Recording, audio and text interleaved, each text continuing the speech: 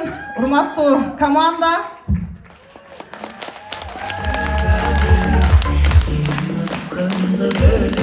манайыңыздар кандай семинар жагып атабы?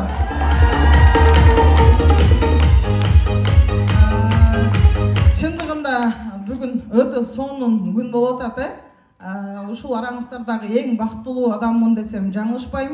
Себеби Чыңгыз ака айтмакчы, бул менин бир командамын бир 10дон 1 бөлүгү, может быть там 30дан 1 бөлүгү десем болот да. Кудайыма чексиз шүгүрлөр болсун. Былтыры 1 жыл мурун именно ушул залда мен менеджер статусун жапкам. Ушул жерге чыгып, бардык командамы чогултканда ушул залга эле батканда. Азыр эми мындай семинарлар почти күнүнө эле өтүп атат десем болот. Бүгүн мына Каныкей Абдрахманованын структурасындагы семинар болсо, бүрсү күнү эртең менен Екатеринбург шаарына учам. Ал жакта Динара Саматованын структурасына тоже ушундай чоң 500 адамдык семинар болуп атат. Кудайга шүгүр, мына кече 3 февралда эле Кыргызстандан келдим эле. Азыр эми бир бутум кайра ошо Кыргызстанда эле калып калды десем болот. Кайра эле 28-inde Кыргызстанга учуш керек, себеби ал жакта менин дагы чоң статустарды багындырган жаңы командаман лидерлер чыгышты. Нузи Байтикова 1 март күнү 600 адамдык алдагы чоң семинар өткөрүп атат. Илайым силер дагы мага окшоп эле семинардан семинарга только гость болуп жүрүп калыңыздар. Эми бүгүн 1 жолу келгендер барбы? Вообще жаңы 1 жолу келгендер. Көп экенсиздер, Ой, чоң рахмат. Мен ойлопмун жалаң эле партнерлорго десем каттал электер барбы? Ушулар айтып атат, чынбы жалганбы деп сынап келгендер барбы? Подарка алсам болду деп келгендерчи? Туура, ошо ачыгын айткан жакшы. Бая Канкейжем айтты го, жаңы келгендер көп экен. Мен анда кыскача өзүмү тааныштырайын, ушу чачкей эле деп атат. Ушуну бир көрөйүнчү деп келгендер да бар да, араңарда. Анан ушунча алат экен деп атат, ушуну сал ашырып бирди деп ойлонуп отургандар дагы бар. Ошон үчүн урматтуулар, менин атым Чачкей Абдрахманова, өзүм Кара Суудан болом. 4 баланын энесимин. Кызым жаңы эле 1ге чыкты. Менде дагы үйдө тирикчилик дегендей, үйдүн иштери, бу Гринлифте эле биз көчөгө чыгып кеткен жокпуз. Ар бирибизде ошол бардыгыңыздагы үйүңдө кандай проблема болсо, бизде деле ошолордун баары бар. Менде да бала бар, менде дагы үйдүн ичиндеги тиричилик бар. Бирок эгерде адамда максат чоң болсо, каалоо болсо, сен кандай ситуацияда болбосун убакыт табат экенсиң, аракет жасайт экенсиң да. Бул сетевой бизнеске мен 2017 жылы келип калгам. Жана эжем айтты, эжем өзү алып барган. Биздин максатыбыз подарка алыш болгон, жана эле айткандай, декретте отурам, 2 баламы төрөгөнмүн, 2 айлык кичинекей балам менен мага да ушундай зарыл болгон экен. Ошол учурда эми койка местодабыз 8-9 адамдын арасында жашаганбызбы баарыбыз эле? Вот ошондой койка местода, анан акчам такыр жок. Күйөөм да ошол моментте стройкада иштеп, анын да иши токтоп, иши кылса, оомат бир келет болуп, бир ушундай тупик момент болгон да. Анан эжем, может быть, мени алаксыткысы келдиби? Жүрсөң барып жаңыла кол чапса подарка берет экен деди да. Ошол бир подарка менин семейный бюджетке болсо дагы ушундай чоң кирешедей көрүнгөн. Пикер болсо барып келели деп кышта, январда баламы анан коляскага салып алып, ал коляскадагы эжемдин 3 баласынан калып кеткен, уже кыйшыйып болбой калган летний коляска. Себеби коляска алганга дагы акчам жок болчу. Ушул эжем мени өзүнүн тройкасы менен өткөрүп, анан кийин экөөбүз барып, бирден гель для душа бердиби, же бирден самын бердиби, айтор бизге берди подарка. Бирок ошол жерде мен ушинтип чыгып өтө көп сүйлөп атышат бүгүн. Азыр мына караңыздар да, баарыңыздарга эле бирдей үнүм жетип атабы? Бирок бардыгыбыз эле катталгандан кийин баарыбыз сетевик болуп кетпейт экенбиз. Баарыбыз миллионер болуп кетпейт экенбиз. Ар адам ар түрдүү кабыл алат экен информацияны. Эжем экөөбүз бир эле залда отуруп укканыбыз менен жана айтмакчы, эжем иштебей койгон. Кийин мени кайра чыгара албай жана урушкан. силер үй алам деген оюңар барбы, эриңер экөөңөр жетелешип эле жүрө бересиңер да деп кечке урушат эле. Гражданствоң болсо, орусчаны билсең, жөн эле бир жерге кирчи ишке деп, кайрадан бул мени чыгара албай бара болгон. А мен ол жерден нени көрдүм? Мен ошол барган чөйрөдөн мүмкүнчүлүктү көрө алгам да. Мага жаккан жерим эмне болуп атат? Мени күндө ишке келип кет дегендей графикте эмес экенсиң, свободный экен. Мага жакты, себеби мен балам мененмин да. Мага жаккан жери кел биз сени өзүбүз бекер үйрөтөлү деп атат. Түшүнүп атасыздарбы? Обучение бекер болуп атат. А биз бир кесиптин ээси болушубуз үчүн 5 жыл бир университетте окусак 5 жыл контракт төлөп атпайбызбы? А бул жерде сиздерди бекер үйрөтөлү деп атат. Эми бүгүн мына 500 сомдон азыр билет алып кирдиңиздер, но это не значит, что силер 500га билет алып кирсеңер, ал бул залдын эле акчасы. А на самом деле офистерде мындай сабактарды күндө лидерлер бесплатно өтүп атышат да. Мага ошол жер жакты үйрөтөйүн деп атат. И бул жака келип иш башташың үчүн миллион вложениянын кереги жок дегени мага жакты. Эгерде мүмкүн менин бир каражатым болуп, акчам болсо, мен деле элдерге окшоп, может, салон ачмакмын, же кафе ачмакмын да, бир же базарга чыгып кетмекмин. Мен бул бизнеске келишимдин биринчи максатым от нужданын аркасынан келгенмин. Менде совсем башка вариант жок болчу. Кимде нужда бар? Залдын 10% нужда экен, калгандар баары тегиз экен, а? Мен жаратан бери неге дагы таң калып отурам? Бая эле айттым, а? Как будто бирөө силерди заставить этип алып келип отургузуп койгондой капа отурасыңар да. Бул жака жана Кытайга баргандар деп чыкканда кол чапканга даже биз ошону колубуздун мына шапалакты дагы аябайт экенбиз, Бул Кытайга барыш үчүн билесиздерби? Канча мээнет кылды бул адамдар. Бул адамдар ошол нерсени заслуживать этти да. Ошону баягы кол чаппай койдуңар эле, азыр чаап койгончу ошо Кытайдын путевкасын алгандарга.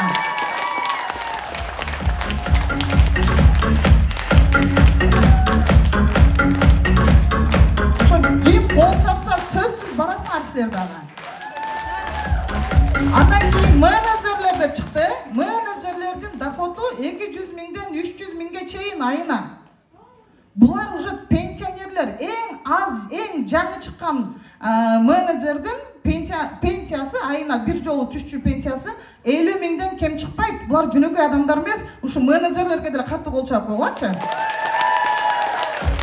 Эң кыйын статус бул менеджер статусу.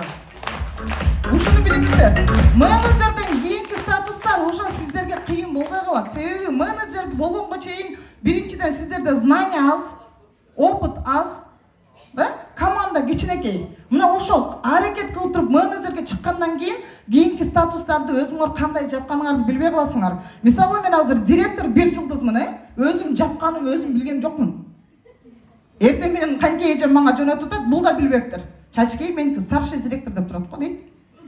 Кабинетин. Мен да уйкусурап 7:30да, 7 да. Бул кимдин кабинети деп коем. Десем, меники десе, куттуктайман да дедим. Десем, сени да куттуктайм деп коет. Элестетиңиздер да, эгерде менеджер болгонго чейин биз күнүнө 20 жол кабинет ачат элек. Качан балың жетет экен, 2 адам жазылып калды, 1 адам жазылып калды деп. Дальше уже команда кете берет. Түшүнүп атасыздарбы? Ошон үчүн кандай кыйынчылык болбосун, кандай тоскоолдук болбосун, биринчи эң ушундай мындай маанилүү статус бул менеджер статусу да. Ошо жаңы чыккан менеджерлерди чын жүрөктөн куттуктайм. Себеби булар уже мондай подъемго оор жүктү жүктөп туруп КамАЗ чыккандай эле булар уже бийиктикке чыгып алды. Эми нарагына Кудай буйруса кылдырган боюнча старший директор болуп анан жабылып кете берет. Эмне үчүн? Себеби биздин маркетинг уникальный, туугандар. Башка компанияга караганда бул жердечи сиздер ойноп отуруп, семичке чагып отуруп кылып койсоңуздар болот да. Мен былтыры 11 сентябрда катталдым. 11 сентябрда катталганым менен мен сразу иштеп кеткен жокмун. Себеби мен башка компаниянын лидери болчумун. Мен бул компанияны укканда чыңгыз акалар айтмакчы, ошол жакта менин бир где-то 250-300 миң мага айына акча чыгып турчу. Азыр ушул жерде кимиңер смелыйсыңар, эртең барып ишиңерден увольнение ким алып келе алат? Барбы? Сразу эртең барып мен заявление жазам дегендер. Коркобуз. 50 миңдик ишибизди таштагандан коркобуз, а кандай ойлойсуңар? Мен 300 миң алып аткан жериме таштап кетиш мага оңой болду дейсиңерби? Конечно, кыйын болду. И тем более 8 айлык боюмда бар эле. Шылтып айтсам болобу эле? Болот эле. Азыр айтабыз го, күйөөм каршы, балам кичине, анан мындай. Короче, биз бардыгы эле ушу айланабыздын бардыгын күнөөлөй береткенбиз да. Бир шылтоо издеп элечи, бул мындай болгондо эле мындай болуп кетет элем. Команда мындай болсо мындай болот элем. Чачкейдин опыты бар экен да. Каныкейдин мындай экен да деп элечи. Жок, урматтуулар, менин бир тууганым болсо дагы мына Жаркынай Акимовна менин бир тууган жеңем. Каныкей Абдрахманова менин бир тууган эжем. Бирок мен буларды башкаларга караганда буларга мен катуураак мамиле жасайм. Экинчи жагына мен мисалы бир да адам коюп берген эмесмин. Ошон үчүн эжем ыйлайт эле. Сен жап барасың деп. Эмне үчүн андай кылган билесиңерби?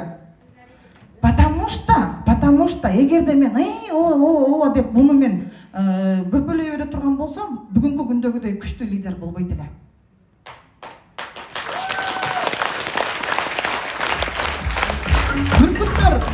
Бүркүттөгү балдарын канча учушка үйрөтөт? Теп салат.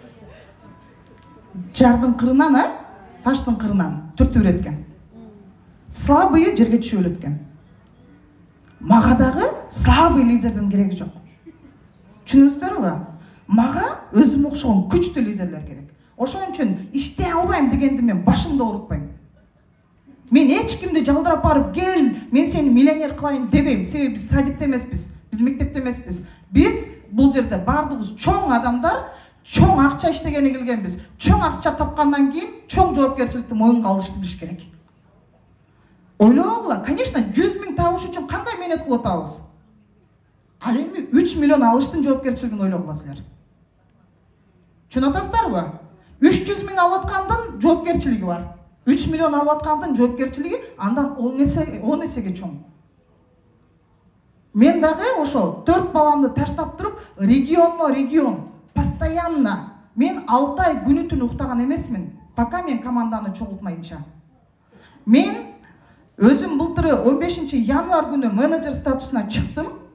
Биринчи, мен командада жалгыз менеджер болдум, ушул жерде куттукталдым. Мен ошондо маркетингдеги мага жанагы айткан айына 200 миңден 300 миңге чейин доходту плюс жана пенсияны биринчисин алгандан кийин эле сразу ойлондум. Значит, мен жасадымбы? Бардык ушул жерге келген адамдар дагы жасай алат экен дедим. Менин максатым мен эле ала берейин, мен эле статуска чыга берейин болгон жок. Менин биринчи максатым ушул мага окшоп 20 жылдан бери миграцияда жүргөн, бала чакасынан, бир туугандарынан, ата-энесинен алыста жүргөн адамдар дагы мен алып аткан акчаларды алып, бирөөнүн колунда наемный жумушта иштеп, кечке униженияны угуп, кечке бирөөнүн көзүн карап жүргөн ошол ишинен бошоп, свободага чыгып, адамча жашаса экен деген ой болгон менде биринчи. Коркпой туруп мен ошондо айткам, даже залда туруп алып айтканмын. Быйылкы жылга менин койгон планым 1000 мигрантты свободага чыгарыш деген. Кудайыма чексиз шүгүр. Бүгүнкү күндө 1000 эмес, почти 1,5 миң адам азыр только башка жумушунан чыгып, азыр Грилиф менен бизнесин кылып атышат. Кудайыма чексиз шүгүр. Бүгүнкү күндө менин командамда 100дөн ашык менеджерден жогорку статустагы статустниктер бар. Күн сайын группалардан да көрүп атсаңыздар керек, күнүнө даже надо будет 4-5 статус чыгып кетет. А бул менин максатым болчу, менин мечтам болгон. Ушул башка бизге окшоп мусапырчылыкта жүргөн адамдар дагы ушуну көрсө экен дегенмин мен. Ким Кыргызстанга насовсем кеткиси келет? Келеби? Мен да өлө кетким келет. Чындап. Бирок Кыргызстанга барайын дейсиң дагы эмнеден коркобуз? Барганда эмне иш кылам дейбиз, Ушул ой. Мисалы, мен дайым кетким келет эле, өзүм үйүм болсо деле Москвада, Кудайга шүгүр, ушул сетевойдун аркасынан Москвадан деле алдык квартираны, ипотекага эмес еще. Ушул именно сетевойдун мүмкүнчүлүгү менен саякатта отабыз, канча 20-дан ашык саякатка чыгып келдик. Былтыркы эле жылдын эсебинен мына 4 жолу барып келдик да. Дайыма кеткибиз керек, бирок барганда эмне иш кылам деген страх менен биз мына 20 жыл болуптур ушул жакта жүргөнүбүзгө. Эми мен азыр, конечно, бүгүнкү күндөгү мен өзүм алып аткан нонча миллионум менен мактанбайм. Мен өзүм барып аткан саякатым менен мактанбайм. Мен мактана алам. 1 жылдын ичинде 400дөн ашык мигрант саякатка чыгып келгени менен мактана алам. 24-жылдын эсеби боюнча менин гана командаман 400дөн ашык болгондо да мигранттар 4 жолу саякатка барып келишти. Бүгүнкү күндө мен смело мактана алам, что мен почти 30дан ашык семьяны насовсем Кыргызстанга кетишине себепкер боло алдым. Ошолордун дагы бирөөсү эртең мына Айзат эже азыр семьясы менен кетип атам дегенде мен ушундай көзүмө жаш айланып атат да. Значит, болду, бирөөнүн колунда иштебейт. Значит, эмне үчүн коркпой кетип атат? Себеби иши бар, доходу бар. Барса дагы эмне иш кылам деген ой жок азыр. Барат, таяр ишин кылып кете берет. Ким каалайт ошентип кетишти? Спокойной душой. Ким каалайт? Давайтсам да просто жарым жыл. 1 жыл десем көп болуп калат. 6 ай уктабай коюңуздар. 6 ай уктабай койгула. Азыр мына жерде ушуну айтып атканда дагы кимдир бирөөңөр отурасыңар дагы мен чачкейди сүйлөй албайм. Сүйлөй албайм дегендер барбы? Барбы? Айына 1 миллион берем десечи, надо будет танцага түшөсүңөр. Сүйлөшүп болуп калыптыр. Танцага түшөсүңөр. Туурабы? Айына 300 миңдик иш бар экен, бирок английскийди билиш керек экен десе, барыңар англисче үйрөнөсүңөр. Берде силерди кыргызча, кааласаң өзбекче, кааласаң тажикче, каалаган тилиңде өзүңө кайсыл удобный болгон тилде сен просто гана биз бул жерде самын, паста, шотка сат деген эч ким жок. Биз бул жерде мүмкүнчүлүк сатабыз. Возможность сатабыз. Түшүнүп Мен ушул күндөгү статусума чыкканга чейин ишениңиздер, мен 1 штук паста саткан жокмун эч кимге. Мен пастаны өзүм колдоном болгону. Элестетиңиздер. Мына былтыры мен сентябрда жалгыз жазылганмын. Кыргыз структурасынын башында Москвада мен жалгыз жазылганмын. Себеби мен маркетингде мурда иштегеним үчүн салыштырып карап көргөндө эле айтканмын. Неужели ушундай дагы щедрый маркетинг бар деген? Значит, мен ушул жакта болушум керек экен деп, жана алып аткан доходду мына бир нерсеге жетиш үчүн бир нерседен кетиш керек. Түшүнүпсүздарбы? Күмүш эшик жабылмайын, алтын эшик ачылбайт дейт. Анан силер өзүңөр убактыңарды бөлө албасаңар, эки адамга барып айта албасаңар, каяктагы миллионду элестетесиздер? Элементарно бүгүнкү ошол семинарларга, офистеги обученияларга бара албасаң, анан катталып эле койдум эле, анан кийин болбогон бир лохотрон экен деген сөздөр эмнеден келип чыгат? Өзүбүздүн аракет кылбаганыбыздан келип чыгып атпайбы туугандар? Бул жерде ташпакка минсең дагы кыбырай турган болсоң, результат болбой коюш мүмкүн эмес экен да. Сөзсүз түрдө мына 1 жылда болсун, 2 жылда болсун, 3 жылда болсун, бирок 20 жыл эмес да. 3 жылдан кийин деле айына 1 миллиондан, ладно, миллионду айтпайлы го, айына 300 миңден алып калсаңар жакшыбы? Менеджер эле болсоңор да, 200 миң, 300 миң. Бир жумушуңда 10 жылдан бери иштегендер барбы? Барбыз, 5 жылдан бери иштегендер барбыз. Сен бүгүн 100 миң алып атсаң, сен жылдын аягына барып туруп ол жумушуңан 200 миң алып калбайсың да. Ошо бир эле зарплата кетип атпайбы? Бирок өмүрүңүз өтүп кетип атат сиздин. Түшүнүп атасыздарбы? Мен мүмкүнчүлүктөрдү канда сетевойго келгенимде мага айткан: акчанын кереги жок, өзүбүз обучать этебиз, сен просто болгону элдерге айтышың керек, бирок ошону айтышты үйрөнүшүң керек, убакыт керек сага деди. Убакыт. Ошондо мен 5 жыл болсо да согласнамын дегем. Түшүндүңүздөрбү? Сабыр. Өзүңөрдүн максатыңарга бекем турушуңар керек. А биздикилер азыр катталгандан кийин эле, бир айдан кийин эле, болбойт экен деп сдаваться эткендер барбы? Бар, Кана менин айлыгым деп алышат го бир айдан кийин. Сен бүгүн айына 5000 таап атасыңбы? Значит, сен аракетиң, знанияң ошо 5000ге жараша. Эгерде айына 50 000 таап атасыңбы? Значит, знанияң, аракетиң 50 000ге жараша. Ар бир адам өзүнүн таап аткан доходунан эле кандай аракет жасап атканын билип койсо болот да. Эч кимди күнөөлөштүн кереги жок. Спонсор сага обязан эмес кылып бергенге. Командаң сага обязан эмес иштеп бергенге. Сен өзүң обязансың. Ар бир адам качан өсөт? Бул бизнесте качан гана жоопкерчиликти мойнуна алганда өсөт. Жоопкерчиликти ала албайсызбы? Анда убарылып жасабай эле коюңуз дагы, барып өзүңүздүн ишиңизди кыла бериңиз. Жана көкбөрү это игра стойких дегенди билесиңерби? Улакты. Улакты ким тартат? Духу жеткен адам тартат да, мисалы, баары эле барып чалбайт да. Сетевойда дагы профессиональный сетевик болуш үчүн да, это тоже игра стойких. Түшүндүрө алдымбы? Сабырдуу болуш керек. Любой астыңан чыккан кыйынчылыкты жеңе билишиң керек. Сынды туура кабыл ала билишиң керек. Азыр кечээ мага кеш келе Инстаграмга сен видеоң чыгып кеттир деп баягында мен аферист деп чыгарып коюштур. Көргөндөр барбы? Анан күлүп койсом, күлөсүң да дейт, ыйлайынбы дедим. Кимдир бирөөгө да, мен аферистмин. Кимдир бирөөгө мен бизнесменмин. Да? Эми адамдын ою ар түрдүү. Мисалы, мен ага депрессияда болгон жокмун, мен ойлонуп да койгон жокмун. Мен бирок билем, что менин кылып аткан ишим, да, не только мага, менин окружениема дагы пайда алып келип атат. Качан Кудайым айтат го, сенин тапканыңдын баракасын берем дейт. Качан сенин жасаган жумушуңдун башкаларга дагы пайдасы тийгенде дейт. Ошон үчүн айтам, менмин деген диаспораң дагы, менмин деген депутатың дагы 1 жылда 400 мигрантты за границага алып чыгып келе албайт.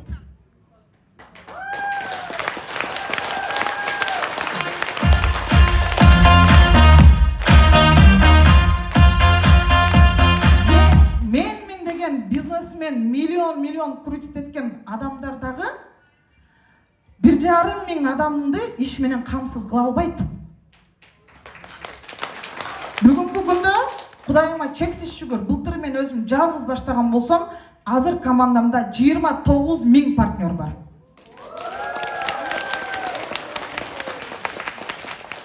Бирок 29 000 каяктан тапты экен деп атасыңарбы? Ушул жерде кимиңерди мен чакырдым лично. Каныкейди. Болду. Мен өзүм лично 13 эл адам чакыргам. 13 адам. Түшүндүңүздөрбү?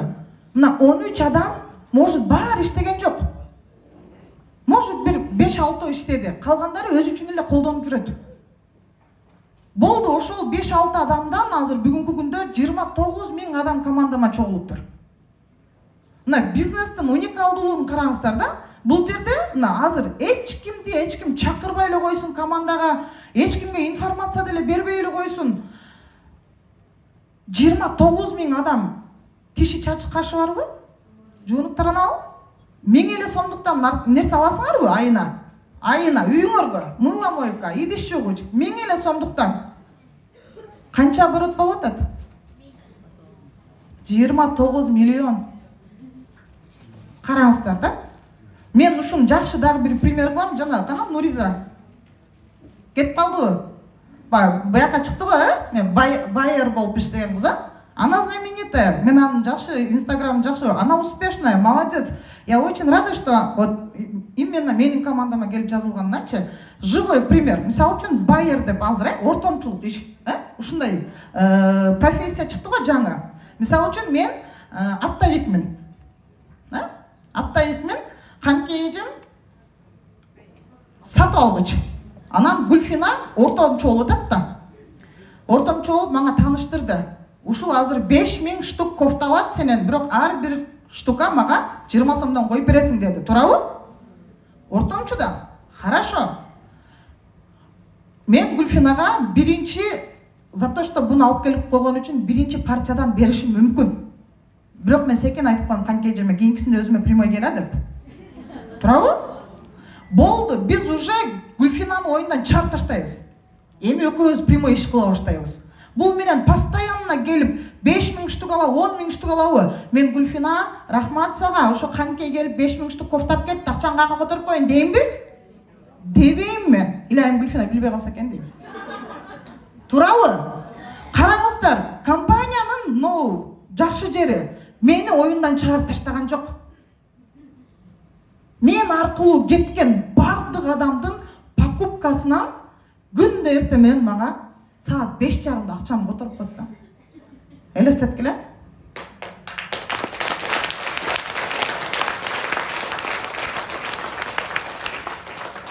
Эгерде башка жумуш болгондо уже болду, чачкейдин кереги жок деп туруп эле, бербей коюшу мүмкүн эле. Бир эле мага которуп койгон жок да. Ошондой эле доходду жүзүм канежеге которуп атат, Каныкеге которуп атат, ар бириңерге которуп атат, Алгандар барбы айлык? Барбы же бит эле мен алтамбы? Бар экен, Значит, ар бирибиздин өзүбүздүн аракетибизге жараша кимдир бирөөгө 5000 которду, кимдир бирөөгө 3000 которду.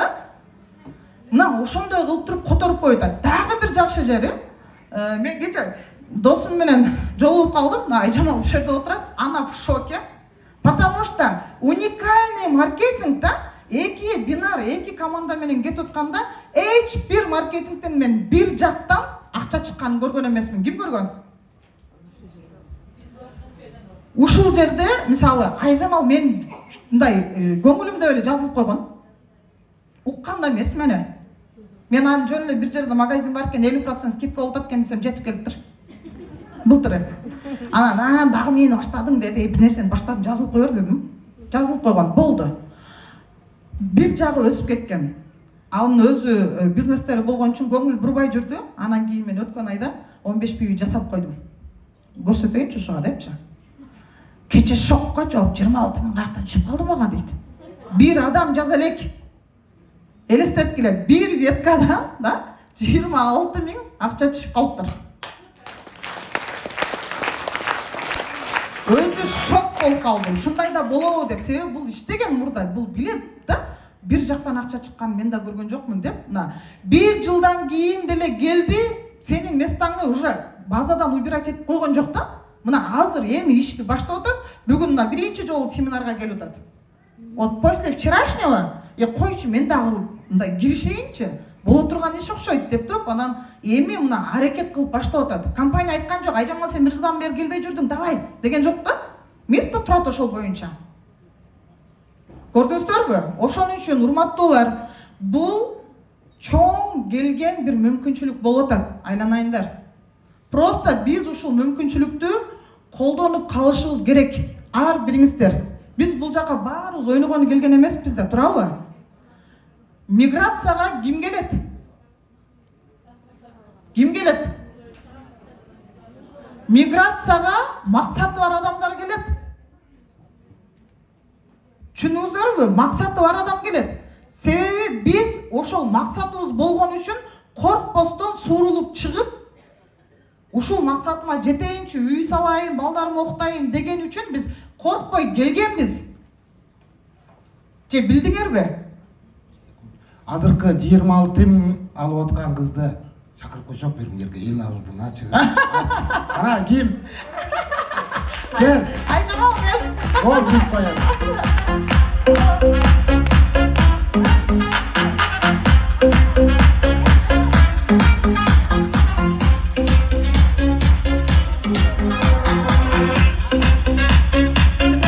Чын эле алабы экен, же албайбы экен деген ойлор болушу мүмкүн да, туура эле. Бул Айжамал менин досум, бирге чоңойгонбуз. Просто көңүл үчүн жазылып койгон. Азыр өзү айтсын бир экөөбүз, Эмне себептен берип атат? Не кылганыңа ошол 26 000 берип атат. Элдерге айтып берип койсун. Ассаламу алейкум, баарыңыздарга. На кыргызском буду. Лучше. Чачкей менин жакын досум, экөөбүз бирге чоңойгонбуз. Бирге мектепте да бүткөнбүз. Эң жакын досум деп айтам, сырдашым. Мен дагы сетевой компанияларда жүргөнмүн. Өзүм башка сетевой компанияда иштеп жүргөм. Анан сетевой компаниядан бир аз чыгып, өзүм частный бизнес кылып кеткем. Валберс дегенди уккансыздар. Мен ошол жакта соода саттык кылам. Ачыгын айтканда, мен атайын Москвага ошол Валберсте иштеш үчүн келгем. Анан ошо былтыр мени чакырды. Чындап эле өзү айткандай эле магазин басы элеп мындай скидка экен, балдарыңа бирдемке аласың деп. Анан келсем, өзү эч нерсе алган жок. Мен эле алып 2 сумканы алып кетирип кеткем да. Чындыгындачы. Анан жазылып кой деген, жазылып койгом. Анан ошол бойдон чакырат, Айжамал келбейсиңби? Эми сен сетевиксиң да, билесиң да, эми өзүң лидер болуп жүргөнсүң, анан мондай деп айтсат, анан деп эле мен өзүм ишиммен алышпайм. Анан кечээне жолукканыбызда бул чошон чакырып коюп жүрдү. Анан дагы мени дагы башка тааныш, башка сетевой эмеден дагы бир лидер эжем чакырып атат. Келсең сонун экен десе, анан мен жазылып койгом. Чачке, анан Райхан, Рена деп мактап атат да, анан о Чачкеге жазылып койгом, ошо Райхан, Реналар мен астында дейм да. Анан сен бир не дейт, бир эле өзүңдү личныйыңды жазып кой деди. Личный кылып кой.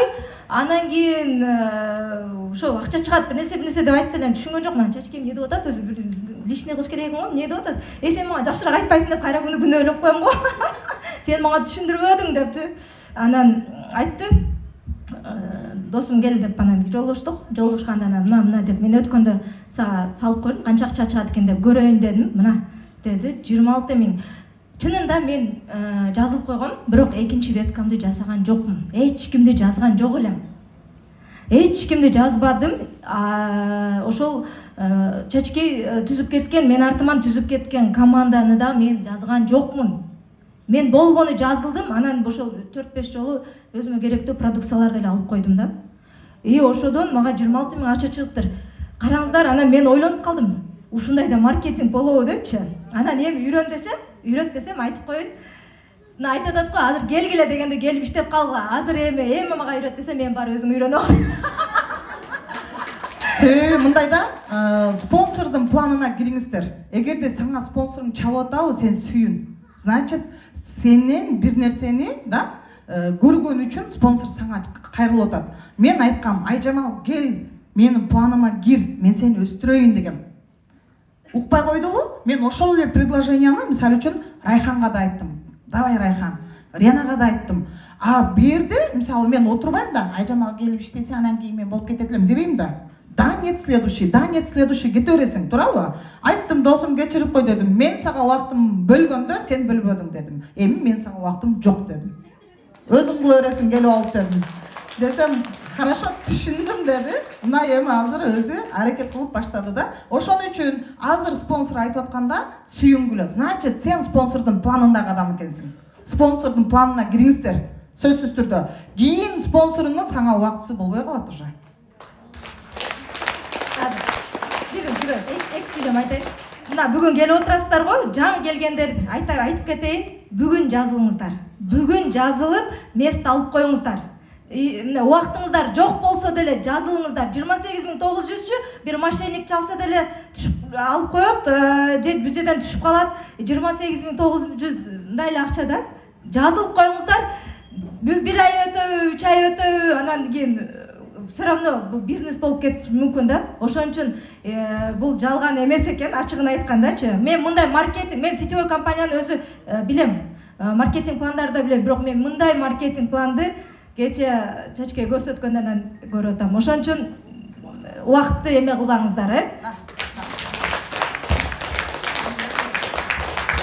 Вот айта турган нерсе, эми жанатан бери эле баары эле айтты, жазыл, анан мынт, анан ант деп да, өзүңөр билгиле. Жазылыңар келсе жазылгыла. Өзгөргүңөр келсе жазылгыла. Байыгыңар келсе, саякаттагыңар келсе жазылгыла. Бирөө үчүн эмес. Түшүндүңүздөрбү? Ар бир адамдын тагдыры өзүнүн колунда. Бул жашоодо биз бай болушту дагы, кембагал болушту дагы өзүбүз тандайт экенбиз, туугандар. Мен силерге китептен, асмандан, жерден алып айткан жокмун. Бул менин өзүмүн башыман басып өткөн историям. Мен нолдон, болотадан өзүмдү создавать эткен адаммын. просто менде максат чоң болду, ошол гана.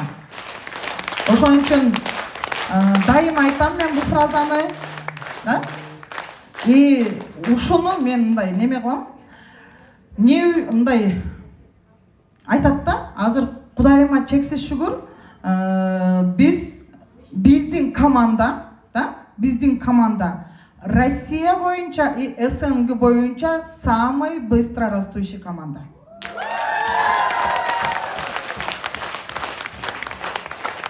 Кудайга шүгүр. Бүгүнкү күндө Россиядагы директор бир жылдыздар Татьяна Толчнева жана мен.